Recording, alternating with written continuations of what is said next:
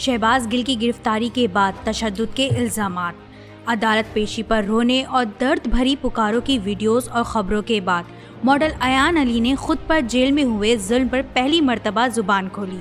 انہوں نے انتہائی تکلیف دہ انکشافات کیے، جیل میں کاٹے ہوئے خوفناک دنوں کو یاد کرتے ہوئے بتایا کہ انہوں نے ذہنی، جسمانی اور صنفی تشدد سہا، درجنوں مقدمات کا سامنا کیا، لیکن جب وہ عدالت میں آتی تو شہباز گل کی طرح رونا دھونا، چیخ و پکار نہیں بلکہ پر اعتماد چہرے پر مسکراہٹ سجائے آتی۔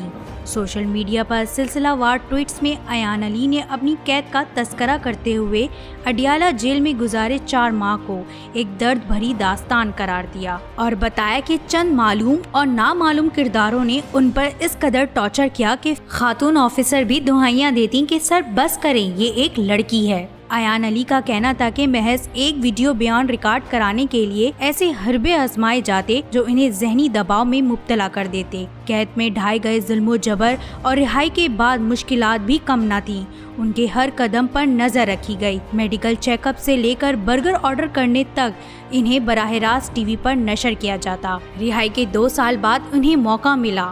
ECL سے جان چھٹنے کے بعد وہ دبئی گئی، جہاں انہیں 4 ماہ کی جسمانی اور صنفی نفسیاتی تشدد، دل و ذہنی بیماری کے ساتھ ساتھ زندگی بھر کا دکھ تحفے میں ملا۔ ایان علی کے مطابق ان تحفوں کا اثر انہیں قید تنہائی میں ہی ملنا شروع ہو گیا تھا، جو نتیجتاً وزن میں حیران کن اضافہ جبکہ دیگر ہارمونل ایشوز بھی ہوئے۔ ایان علی نے نون لیگ کی رہنما مریم نواز شریف کو مخاطب کیا کہ وہ بھی جیل میں کاٹے گئے ان لمحات کا ذکر کرے جن سے بحیثیت ایک عورت وہ گزری ہیں، تاکہ معاشرے کی کچھ تو بھلائی ہو۔ انہوں نے جیل میں ملی سہولیات کا بھی ذکر کیا کہ ایک چٹائی، گدلا پانی، سیمی اوپن واش روم، ایک صابن جس کو بار بار توڑ کر دیکھا جاتا کہ اس میں موبائل فون تو نہیں، شیمپو، بنا پنکھے کا 6x9 کا سیل اور تنہائی کاٹنے کے لیے چھپکلیاں اور لال بیگ دوست۔ ایان علی نے انکشاف کیا کہ ان عیاشیوں میں بھی انہیں کئی بار اپنے سیل کی تلاشی خلاف قانون وردی اور بے وردی مرد اہلکاروں کو دینی پڑتی۔ عدالت میں پیشی کے دوران میک اپ اور ویل ڈریس ہونے پر میڈیا رپورٹس اور کوریج تو بہت ہوئی، لیکن اصل حقیقت یہ تھی کہ جو بھی برائے نام میک اپ کرتی وہ ساتھی ملزمہ سے لیا ہوا میک اپ ہوتا، کسی سے 100 روپے کی لپسٹک، آئی لائنر تو کسی اور کی دی گئی فیئر اینڈ لولی۔ ایان پیشی کے وقت بلیک ہوڈی پہنتی تھی تو ایان نے اس راز پر سے بھی پردہ اٹھایا کہ وہ ایسے اس لیے کرتی تاکہ چہرے اور گردن پر تشدد کے نشان چھپائے جا سکیں۔ وہ ہوڈی بھی انہیں ساتھی گرفتار ملزمہ نے دی تھی۔ یہ جیل کی ساتھی تشدد اور ظلم پر ان کے لیے احتجاج بھی کیا کرتی جیسے یہ ان کی بھی جنگ ہو۔ ایان علی کا کہنا تھا کہ انہوں نے بیچاری اور ابلہ ناری کا روپ نہ دھارا، روز یہی تہیہ کرتی کہ وہ ایک سپر ماڈل ہونے کے ساتھ ساتھ ایک خود مختار لڑکی ہیں۔ یہ ثابت کرنا تھا کہ ان کا تشدد اگر مردانی سیاست برداشت کر سکتے ہیں تو انڈیپینڈنٹ خواتین بھی برداشت کر سکتی ہیں۔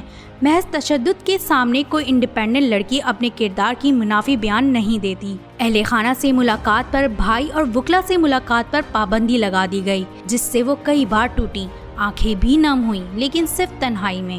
انہوں نے شہباز گل کے کمزور پڑنے پر کہا کہ ایسے گڑ گڑانے اور بچکانی حرکتوں سے ان کے ہم جماعتی پولیٹیشینز اور وزراء پر برا اثر پڑ سکتا ہے۔ ایان علی نے شہباز گل کو یاد دلایا کہ سیاستدان اور وزیر ہونے کے ساتھ ساتھ وہ پدرشاہی نظام کے برانڈ ایمبیسڈر بھی تھے، لیکن خواتین سے متعلق گندی زبان، رقیق جملے بازی پر ان کی ہائے ہائے دیکھ کر پدرشاہی بھی سوچتی ہوگی کہ کس کو برانڈ ایمبیسڈر رکھا۔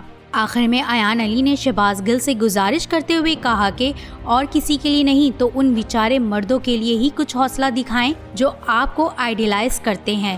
اگر آپ کی حالت دیکھ کر بیچاروں کی زہریلی مردانگی مر گئی تو پاکستان کہیں ایک مساوات پسند معاشرہ نہ بن جائے، جو آپ بالکل نہیں چاہتے۔ ایان علی نے آن لائن نفرت آمیز کیمپین کا نشانہ بننے والی لاتعداد خواتین کا ذکر کیا، جس میں صحافی آسمہ شیرازی، بے نظیر شاہ، غریدہ فاروقی شامل ہیں۔ آخر میں انہوں نے دعا کی کہ اللہ رب العزت پاکستان کو محفوظ رکھے۔